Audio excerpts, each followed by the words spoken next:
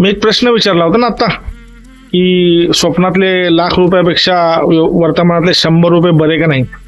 कारण काय माहिती आहे काय, एक मित्र आला होता आणि तुम्हाला सांगत होता मी असं केलंय तसं केलंय, म्युच्युअल फंडमध्ये इन्व्हेस्टमेंट केलंय आणि त्याची जाहिराती दाखवली त्यांना, सही हे. बरं मी म्हटलं किती पैसे होतील. नाही, मला म्हटलं तू महिन्याला 20-25 हजार टाकलास तर तुझे 5 वर्षात कोटी होतील, आणि महिन्याला तू समज 2-4 हजार टाकलास तर 20 वर्षानंतर कोटी होतील. मी म्हटलं बाबा 2006 मध्ये 19-20 वर्षापूर्वी माझ्या लग्नाला आला होता खर्च 80,000 रुपये, आणि आता किती येईल. तर तो म्हटला येईल की एक 3-4 लाख रुपये खर्च येईल. म्हणजे त्यावेळीचे 80,000 आत्ताचे 3-4 लाखाच्या बरोबर आहेत, बरोबर ना. मग तुझे 20 वर्षांचे कोट रुपये, त्यावेळी त्या रुपयाची काय किंमत असेल.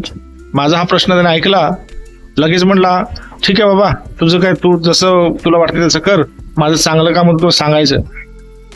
बरं ठीक आहे, मी म्हटलं मी जर आत्ताच प्रत्येक महिन्याला 10-20 हजार रुपये माझ्या व्यवसायात गुंतवायला लागलो तर त्याचा फायदा मला जास्त होईल, कारण मी वर्तमानात जगतोय.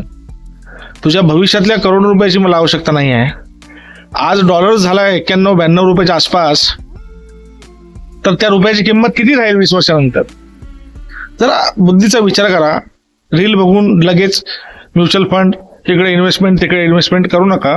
ज्यांच्याजवळ व्यवसाय आहे त्यांनी व्यवसायामध्येच गुंतवा, कारण व्यवसायच आपल्याला पैसे जास्त कमवून देईल.